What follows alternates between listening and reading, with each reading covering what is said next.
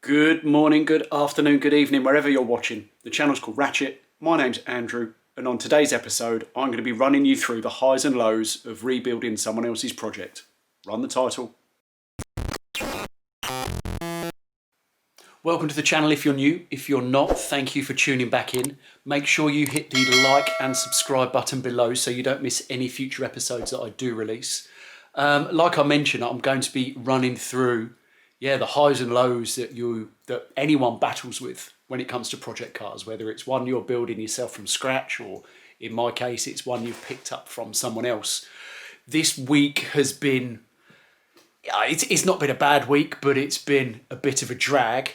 It seems that the more I uncover, the more things I don't like the look of, which, it's the name of the game. But like I said, everybody that has built a project car, you go through highs and lows. And so you have to expect these things, expect these challenges and battles. And you just need to keep plugging away and get them done and then move on to the fun stuff. So let me get you up to speed of where I stand. Let me start with the wins from this week. You'll see that I've now made the filler neck trims, passenger side and driver side. So those are nicely boxed in. And those are very simply made with a cardboard template that I then used as a basis to then heat the ABS and get it formed into shape.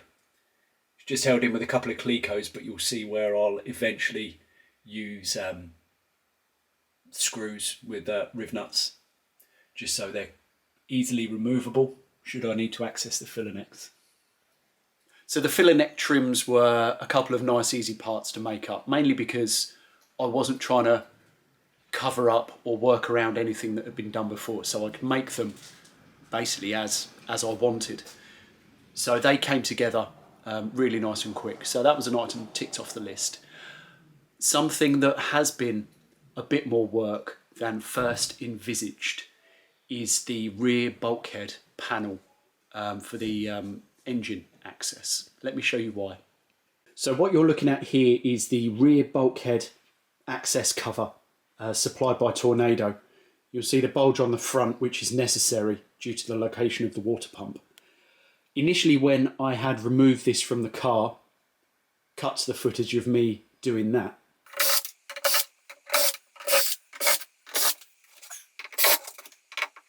See, I honestly can't grumble at everything. Gold reflective heat shield, quite nice. I had thought about possibly trying to save the panel and reuse it, but on closer inspection it was clear pretty quickly that I wanted to remake this and make it more robust, so that meant out of aluminium.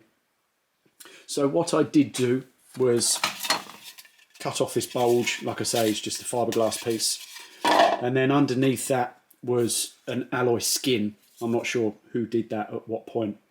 I think the thing that bugs me the most is the fact that the rivets used to hold the alley in place aren't evenly spaced. Call it my OCD, I'm not quite sure, but I think I could have possibly lived with and made good this panel if I'd just seen that these rivets had been nicely spaced out. So using the existing panel as a basis, I then made up some cardboard templates, which I then transferred through to a sheet of aluminium, and with some bending and folding and cursing, I've ended up with a new rear bulkhead panel out of aluminium. And I'm fairly happy with how the centre bulge has turned out, if I'm honest. These holes down the side, they were already set out basically, so the existing panel used all of these fixings either side, and then a centre one in the middle and nothing along the bottom. So in order not to have holes in the rear bulkhead, I've decided to reuse all of the side fixings. I've added my own wider spaced fixings along the top, and then added new ones along the bottom also.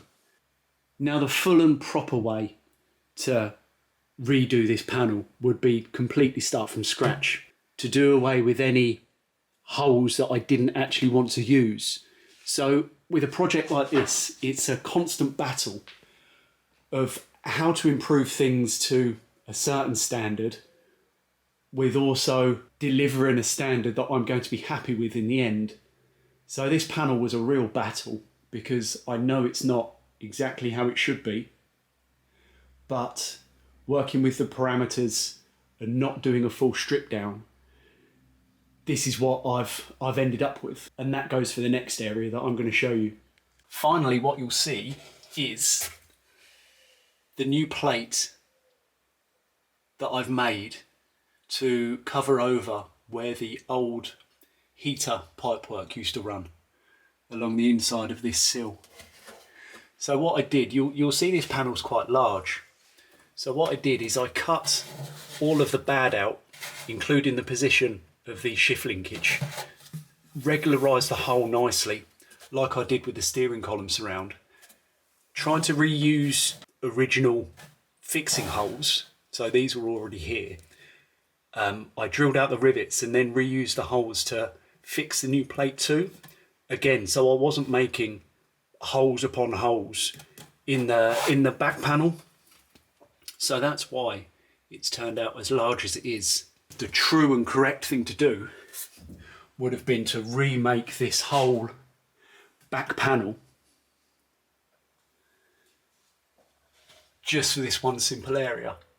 And when I carry out the full strip down, you know, whether it's next year, year after, some point in the future, I think I'm going to address all of these issues and redo 90% of the panelling.